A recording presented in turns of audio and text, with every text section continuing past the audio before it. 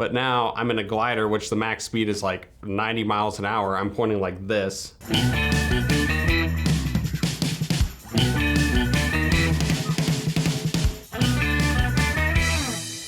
Back in the day, when I was just a college student, kind of learning how to fly, I already had my private, I was working on my instrument. I kind of got this side gig of flying gliders.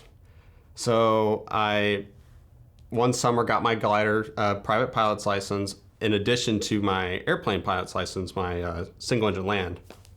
And I was out just flying for fun one day, and I was flying a Schweitzer 126, which is a single seat glider. I think with me in it, it weighs like 600 pounds. It's not very big, and it was a really fun airplane to fly. And I don't know if you know much about flying gliders, but you kind of have two speeds you fly. You have your best glide, which gives you the most range, and you have your minimum sink speed. Your minimum sink speed is what you use when you're in a thermal, so you climb and have the tightest turn. Well, that speed is very slow. It's pretty close to the stall speed. In this airplane, it was 40 miles an hour.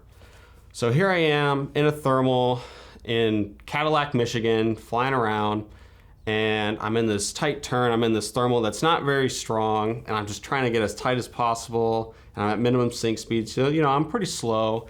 And all of a sudden I could hear, because there's no engine, right? I can hear the wing kind of in the airplane. I can feel it shake. I can hear the wind kind of buffeting in the airplane. And the next thing I know, the airplane starts to spin. It rolls over, and I instinctively pushed the nose forward, add a little bit of opposite rudder, and I stopped the spin. But now I'm in a glider, which the max speed is like 90 miles an hour. I'm pointing like this. So I deploy the speed brakes, and I panic, and I basically pull up as slow as I can, because I'm trying not to like tear the wings off. The airplane's like 40 years old, 45 years old. And I get out of it, and I was just like, oh my God, that was crazy. And the lift was actually still pretty good that day, but I was like, I'm done. I just kept the spoilers out and circled back down and landed, and I was like, I'm good. So I learned to just pay attention to that airspeed, and I never did that again.